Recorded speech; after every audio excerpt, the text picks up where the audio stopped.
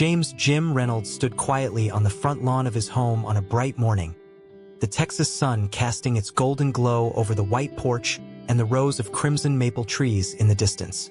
In his hands was the American flag, a piece of fabric soaked in memories, one that had stayed with him through his years of service in Afghanistan, where he had lost more comrades than he cared to count. To him, this flag was not just a symbol. It was blood, sweat, and sacrifice. His own and that of countless others who had fought to protect this land. As he carefully planted the flagpole into the ground beside his porch, he felt a surge of pride swelling in his chest, watching as the stars and stripes unfurled against the vast sky, a testament to the unyielding spirit of those who had fallen. Jim had lived in this neighborhood for nearly 3 years since retiring from the military, seeking a peaceful life with his wife and young son. His house wasn't the biggest, but it was home, a place where he could sit on the porch each evening, sip a cold beer, and watch his son run across the yard. But that peace didn't last long. Less than 24 hours after he had raised the flag, a thick white envelope appeared in his mailbox. As he tore it open, his brow furrowed at the bold, impersonal text printed across the HOA, Homeowners Association, letterhead. Violation notice, homeowner at Lot 215. The display of an unauthorized object, American flag, violates Section 7.3 of the Community Aesthetic Guidelines. Failure to remove it within 48 hours will result in a $500 fine, with additional penalties accruing daily for continued noncompliance. Jim felt a slow burn of anger rise in his chest. $500 for an American flag? A flag that symbolized the country he had risked his life for?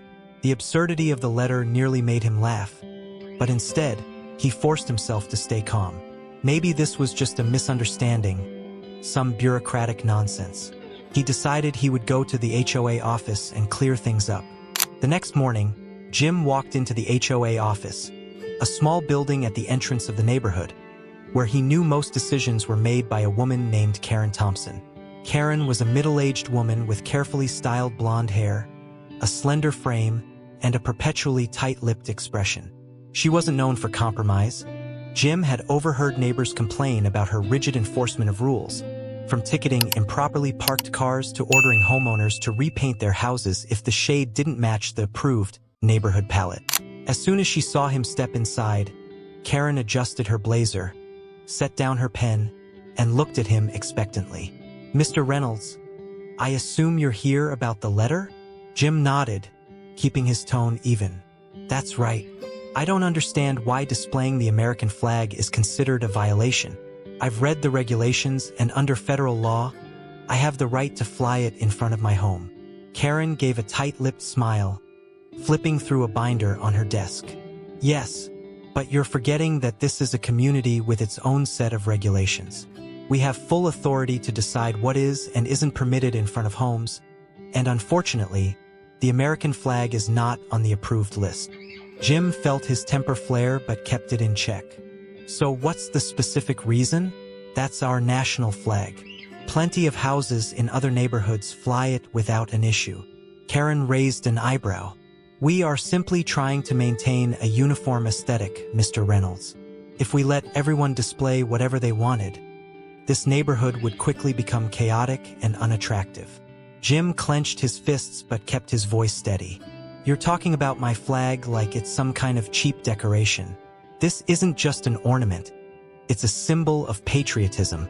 Karen folded her arms, tilting her head slightly as if addressing an unruly child. "I understand your concern, but rules are rules. If you don't take it down within 48 hours, the fine will be enforced." Jim left the HOA office, his blood boiling. He couldn't believe he was being fined over something so absurd. The anger wasn't just about the fine. It was about the sheer disrespect, the cold indifference Karen had shown. She didn't care about what the flag meant to him or to any veteran who had served. To her, it was just an unsightly object. Back at home, Jim looked up at the flag billowing in the wind. He knew he couldn't just roll over and accept this. If they thought he was going to take the flag down just because of a meaningless piece of paper, they were wrong. This wasn't just about him anymore, this was about principle. As the sun set that evening, Jim opened his laptop and began typing an email to the mayor's office. He knew he wouldn't be fighting this battle alone. Jim sat at his kitchen table, eyes locked on the laptop screen, fingers gliding over the keyboard as he carefully crafted each word. In his email to the mayor's office, he didn't just lay out the absurdity of the HOA's fine. He emphasized his rights as a veteran, as an American citizen, to fly his nation's flag on his own property. He attached a photo of the violation notice, cited federal laws that protected veterans' rights to display the American flag, and stressed that this wasn't just a petty dispute between him and the HOA. This was a matter of principle, a blatant insult to patriotism and the sacrifices made by those who had fought for this country. After hitting send, Jim leaned back in his chair, closing his eyes for a moment. The anger simmering inside him hadn't subsided, but at least he had taken action. He couldn't just sit back and let the HOA bully him like this. Karen Thompson might have been used to manipulating timid neighbors, but he was not the kind of man to back down easily. The next morning, when Jim stepped outside to grab the newspaper, he found another envelope in the mailbox. Again from the HOA. This time, the letter wasn't just a warning. It was an outright threat. If he didn't remove the flag within 24 hours, he would be fined $1,000, and the HOA would begin legal proceedings to enforce compliance. Jim clenched the paper in his hands, frustration and rage boiling inside him. But he wasn't alone. That afternoon, as he drove home from running errands, something unexpected made him slow down. Lining the streets of his neighborhood, house after house had suddenly raised American flags in their front yards. Small flags planted in gardens, large ones waving proudly from porches. Jim stepped out of his truck, looking around in astonishment. His neighbors, people he had assumed didn't care about the issue, had rallied behind him in defiance of the HOA. Martha, a widow in her 70s who lived 2 houses down, walked toward him with a warm smile. "You know, Jim," she said in the steady voice of someone who had seen a lifetime of struggle, "we can't let the HOA push us around forever. You fought for this country, and the least we can do is stand with you." Jim felt a lump in his throat, gratitude swelling in his chest. "Thank you, Martha. This means more than I can say." "It's not just me," another voice chimed in. Jim turned to see David, a retired Navy veteran who lived at the end of the street, arms crossed over his chest. "We're not going to stand by and let them do this to one of our own." The movement didn't stop at their neighborhood. A day after the flags went up, a local news reporter arrived at Jim's doorstep for an interview. The story aired on the evening news, and within 48 hours, it had spread across social media like wildfire. Posts on Facebook and Twitter with the hashtag #StandWithJim began circulating, accompanied by images of American flags waving in the wind, a symbol of a community standing up against the unjust tyranny of the HOA. Karen Thompson couldn't ignore the situation as it escalated. One morning, Jim received a call from the HOA office. Karen's icy voice crackled through the phone. "Mr. Reynolds, I don't know what you think you're doing, but you're throwing this neighborhood into chaos. You may not care about the rules, but I assure you, ignoring the HOA will not end well for you." Jim smirked. "Mrs. Thompson, I'm not the one causing chaos. Your HOA's ridiculous policy is the problem. I'm not taking my flag down, and I'm certainly not the only one who feels this way." Karen let out a sharp exhale, clearly trying to restrain her frustration. "You are making a serious mistake, Mr. Reynolds. If you do not comply, we will be forced to pursue legal action immediately." Jim didn't respond right away. He glanced out the window at his flag, still flying proudly against the sky. Then he spoke, slow and steady. "Then go ahead and try." As he ended the call, Jim knew he was stepping into a real battle. But what Karen didn't realize was that he was not fighting alone. A storm was brewing, and this time, the HOA might not come out on top. That morning, as Jim stepped onto his porch, he braced himself for the final showdown with the HOA. A meeting had been scheduled at the community center, where Karen Thompson and the HOA board would officially decide how to handle his supposed violation. Jim didn't expect justice to come easily. He was well aware of how rigid and bureaucratic these organizations could be. But he also knew he was no longer alone. The support from his neighbors and the online community had strengthened his resolve, turning this battle into something larger than himself. But before Jim could leave his house, something unexpected happened. The sound of car horns echoed from the end of the street, drawing the attention of the entire neighborhood. When Jim turned to look, he saw a convoy of government vehicles slowly rolling into the subdivision, led by a sleek black SUV with official plates. The door opened, and stepping out was a man Jim immediately recognized from the local news, Mayor Richard Calloway. And he wasn't alone. Accompanying him was a group of veterans in uniform, several city officials, and even a few reporters holding cameras and microphones. The residents, who had been following Jim's battle with the HOA, began emerging from their homes, gathering on sidewalks with curious and excited expressions. Mayor Calloway walked straight up to Jim's doorstep, extending a firm handshake. "Mr. Reynolds, I've read your story," he said, his voice steady and authoritative. "And I wanted to come here personally to ensure that justice is served."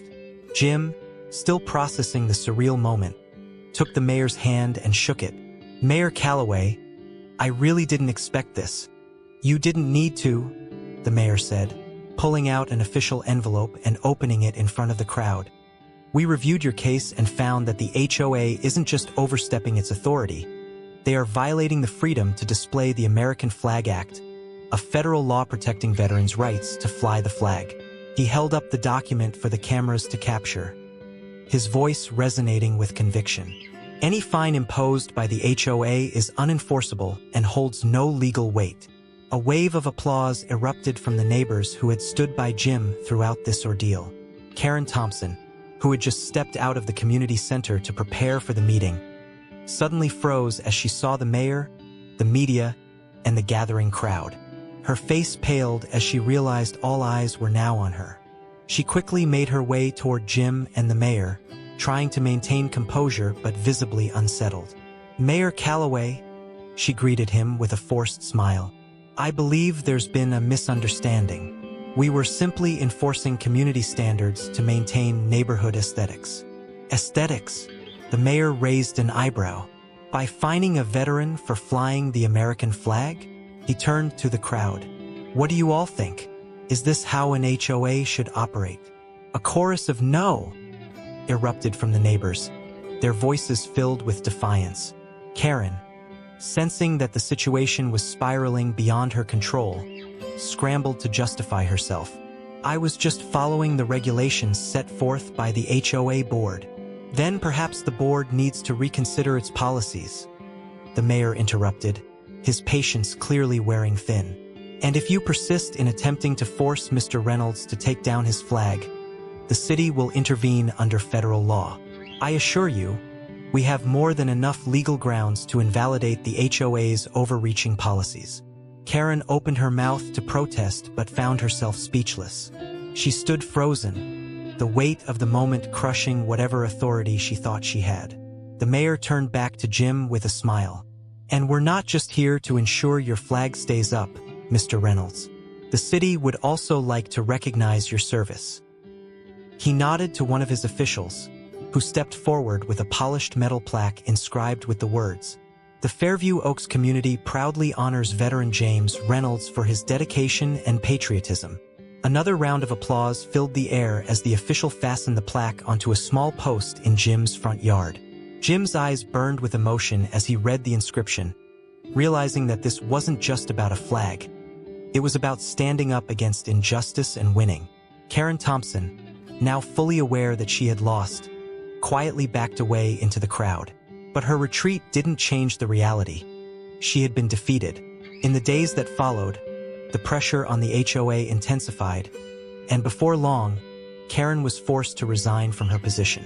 The American flags remained flying proudly throughout the neighborhood, serving as a powerful reminder that the HOA couldn't control everything, and that when one person stood up, others would follow. That evening, Jim stood on his porch, watching his flag ripple in the wind. A deep sense of pride swelled in his chest, not just because he had defended his own rights, but because he had proven that sometimes one act of defiance can spark a revolution.